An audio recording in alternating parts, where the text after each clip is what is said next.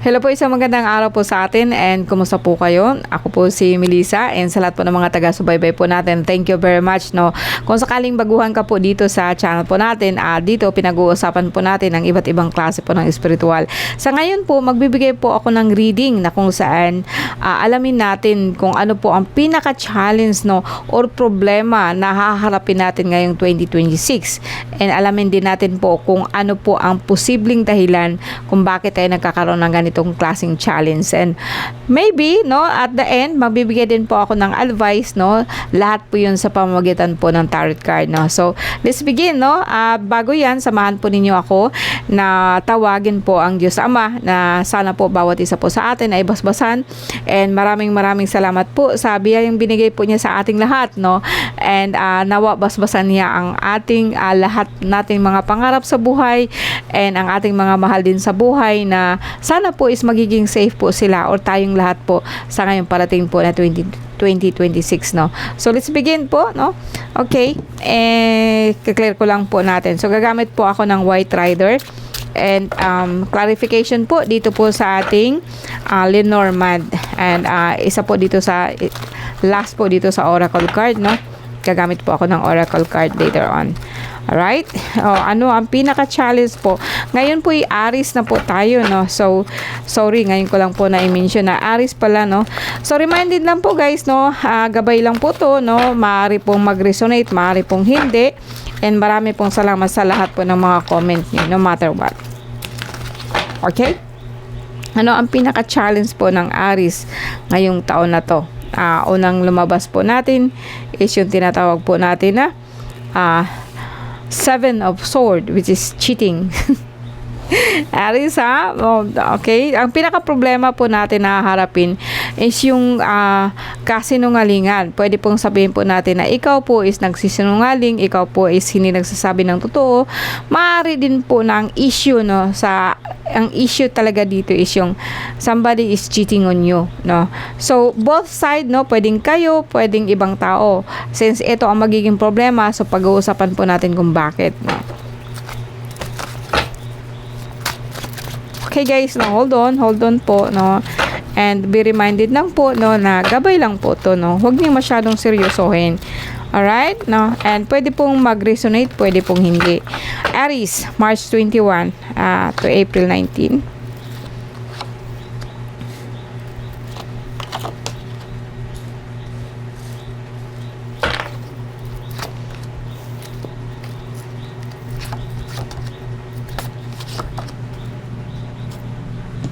Okay. So, pinaka-challenge po natin is Seven of Swords. Ang Seven of Swords is representing, sabi ko nga sa inyo, is yung hindi nagsasabi ng totoo. Kung titingnan po ninyo guys, mahalata mo talaga na dito, habang natutulog po ang lahat, is like, ninakaw, or sabi po natin na panakaw po niya, na kinukuha po yung, kumbaga sa akin, mga items po na dapat po ay magpapaalam po siya, Seven of Swords is representing cheating, cheating, sinungaling, nakawan, ganon, yung bagang hindi po siya talaga nagsasabi po ng totoo, So ito po ang pinaka problema po na haharapin po ng Aries, ngayong parating po na taon. Now, bakit po kaya, Sa ngayon, ang pinaka-conscious, pinaka-dahilan po niya talaga na hindi mo alam ay yung tinatawag po na the High Empress, Ang the Empress is actually represent niya good, depende kung saan po siya nakarating or saan po siya or ano po ang kasunod na card, Pwedeng sabihin po kasi dito na may gumagawa ho sa inyo. Ang sumunod kasi is the Hermit, Both parehas po sila major arcana, so maraming major arcana dito. Posible guys po na sa Aries, na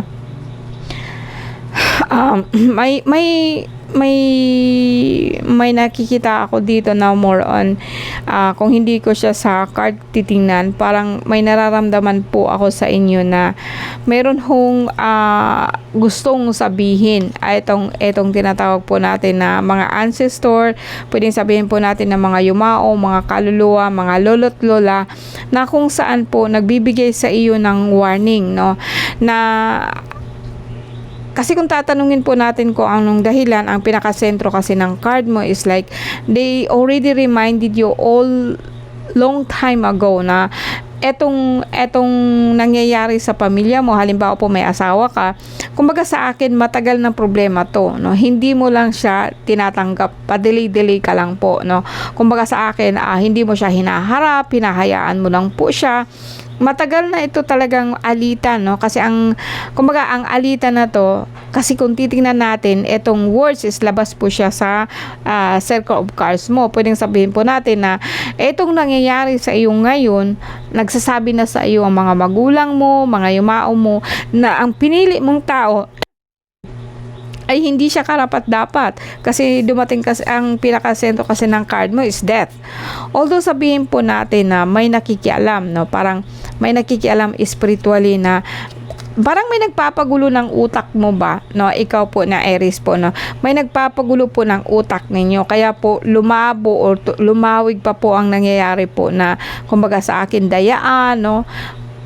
In terms po na kasi ang pinaka lumabas ka dito, kasi dito sa card mo is 6, no, death and the 6 of cups. So ito kasing dalawa is as like matagal mo na gusto sanang baguhin, baga sa akin hinanakit neto, and meron ka ng ang awayan or bangayan ninyong mag-asawa is matagal ng problema.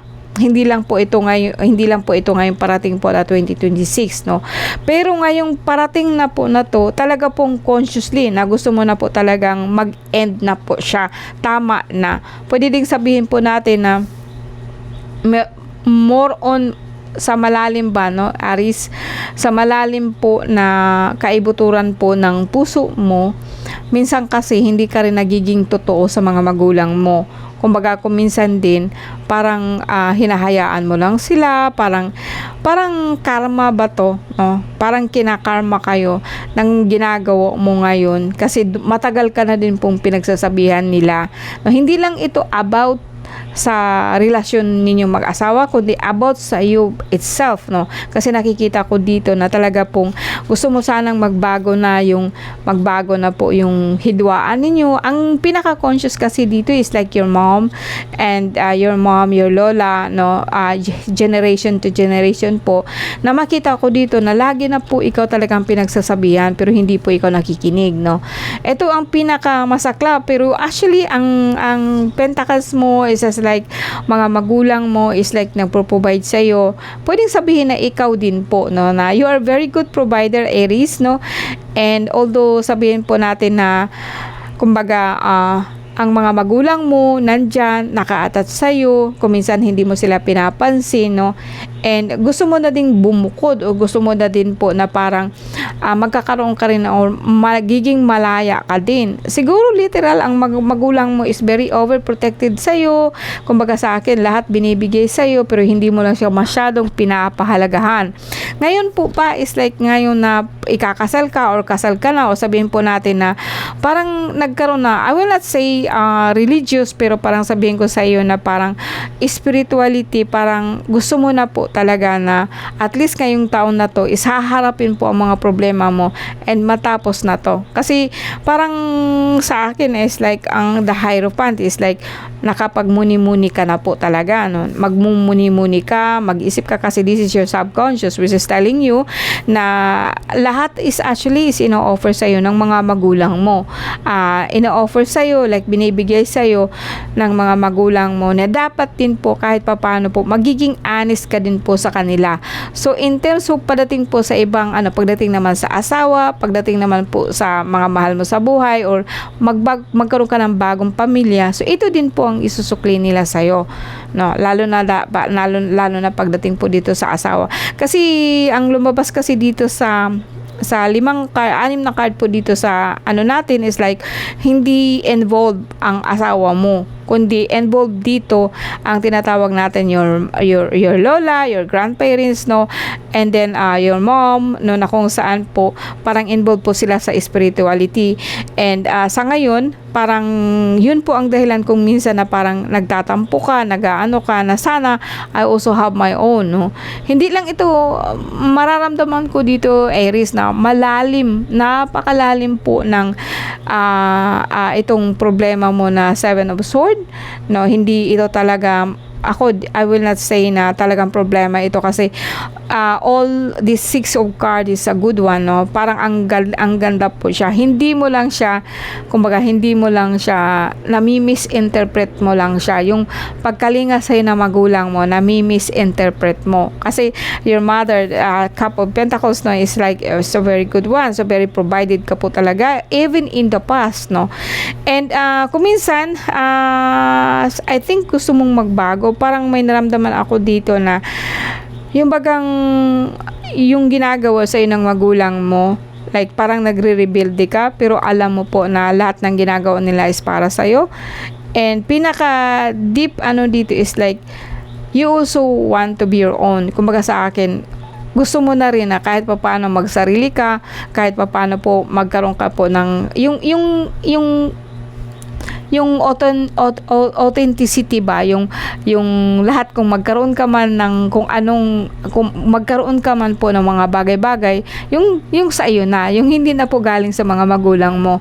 Ito ang mas nararamdaman mo, kasi ang Ace of Cups is like, sabihin po natin, is a very positive card. Wala akong makitang negative dito, Aries, no. So pwedeng na-misinterpret mo, and then gusto mo na po kahit papaano po makikilala ka din bilang ikaw, no. Hindi extension po ng mga magulang mo, no, na kumbaga sa akin, gusto mo magkaroon ng eto ko ngayon, gusto ko meron man akong, kung ano man ako ngayon, dahil ito'y ako pinagsikapan ko. Ganon yung na-feel ko sa'yo, Aries, no, sa reading na to, no. It's a very good card, very good meaning po sa inyo, na kung saan ang pinaka punot dulo po dito is like hindi pagkakaintindihan. Nakawan, sana siguro nga lagi po ikaw nagsisinungaling, no, siguro nga lagi mong hindi ina-acknowledge, or like hindi ka nagsasabi ng totoo, no.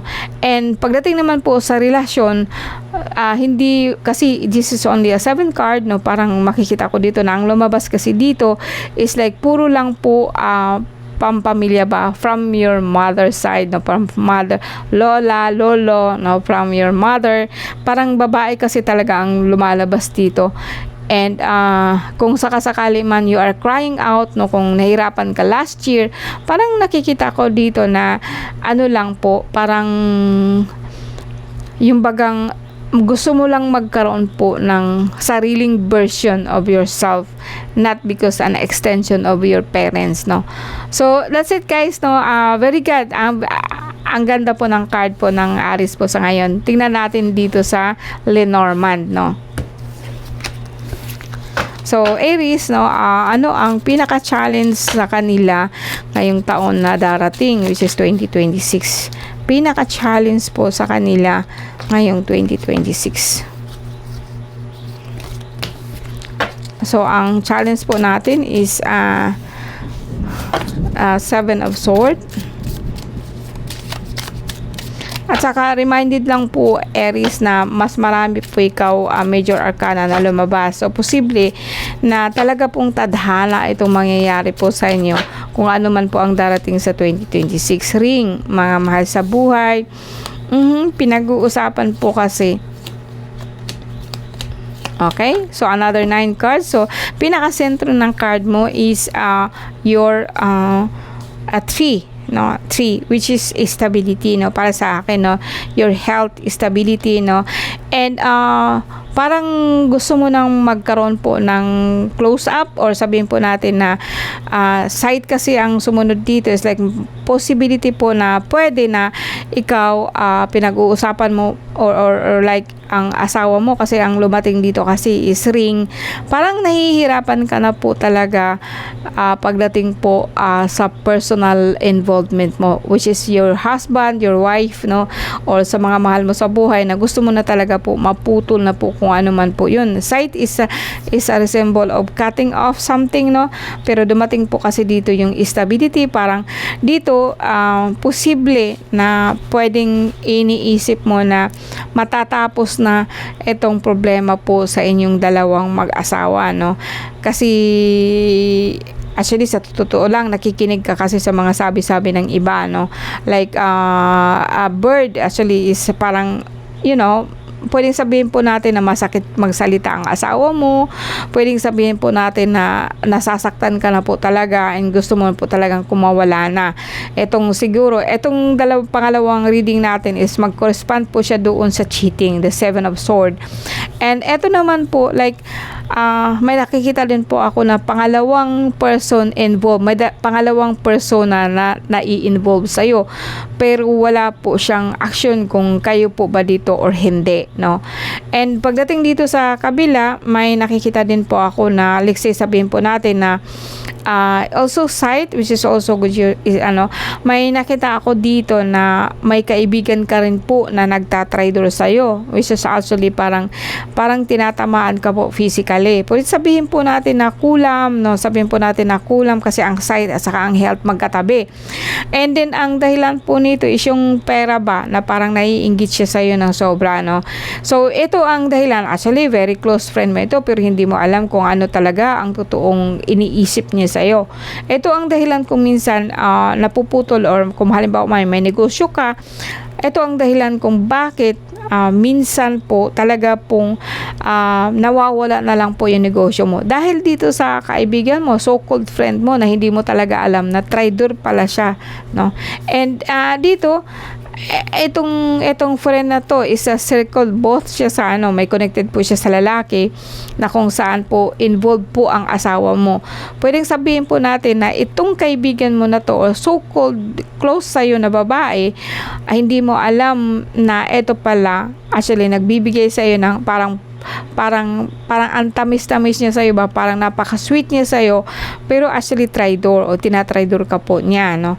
So kung titingnan ko dito, clover man, ring, so pwedeng sabihin po natin na sa darating po na taon, magkakaroon din po ikaw ng closure sa relasyon, and magkakaroon ka rin po ng panibago pong love na inaasahan mo talaga na ito'y magkakaroon po siya ng katuparan. So ito'y dalawa ang aspect nito, ha. Pwede po ang lalaki nagchichit sa'yo, or itong babae nagchichit sa'yo, or ikaw din po, no, hindi ka rin nagsasabi ng totoo. Vice versa po, kasi dito kasi ang card po kasi is like ikaw at saka itong lalaki, which is meron pong relasyon, no, itong dalawa po na to, or meron po kayong involvement sa bawat isa. Hindi ito ang dating asawa, hindi ko nakikita na asawa. Pwedeng asawa mo, pwedeng hindi, no, pero more on makikita ko na ibang person ito, and then hindi mo alam na itong lalaki din po ito.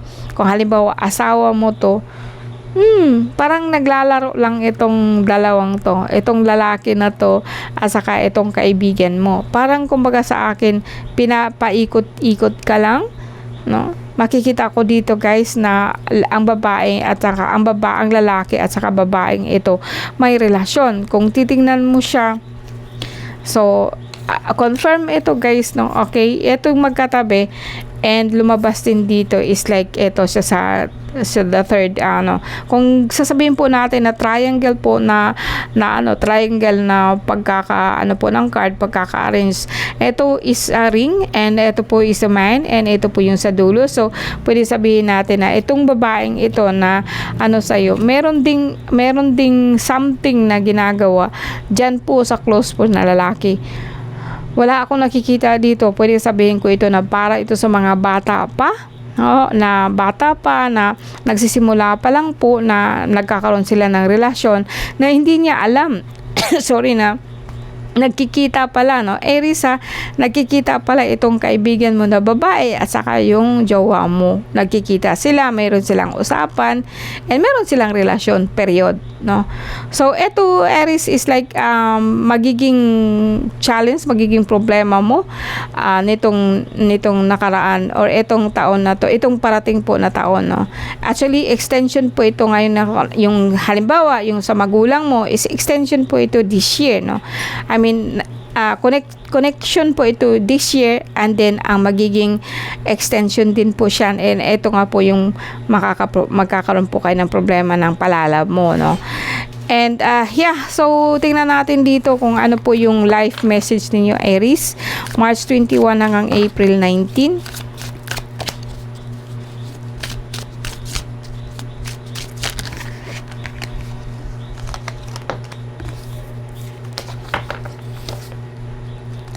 Isa lang po, na isa lang card na, wow, forgiveness. Babasahin ko Aries, forgiveness, okay? Yeah. I bless each soul I perceive to have hurt me, releasing them to their greater good. My past now offers lessons that help me live fully in the present. I no longer struggle with what has been said or done, grateful for every experience. I fill myself with pure, free love, no? So, ito yung advice po, no, na napakaganda po, no? So, sabihin po natin, pwedeng magpatawad ka, no? And pwede din po na bigyan po ng pagkakataon.